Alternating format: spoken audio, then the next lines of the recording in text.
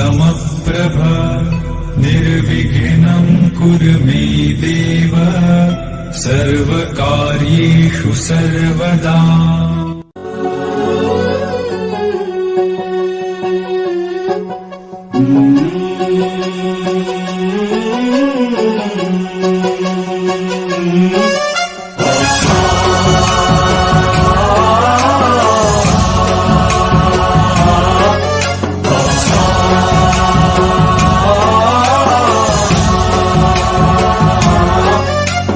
गणनायकाय गणदैवताय गणाध्यक्षाय धीमहि गुणशरीराय गुणमण्डिताय गुणेशानाय धीमहि गुणातीताय गुणाधीशाय गुणप्रविष्टाय धीमहि एकदन्ताय वक्रतुण्डाय गौरीतनयाय धीमहि गजेशानाय भालचन्द्राय श्रीगणेशाय धीमहि एकदन्ताय वक्रतुण्डाय गौरीतनयाय धीमहि गजेशानाय भालचन्द्राय श्रीगणेशाय धीमहि।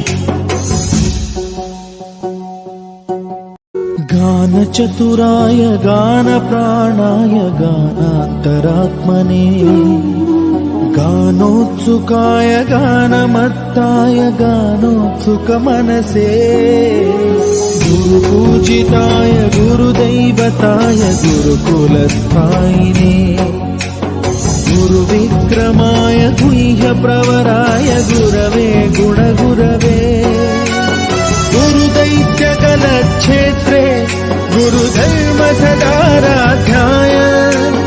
गुरुपुत्र परित्रात्रे गुरुपाखण्डखण्डकाय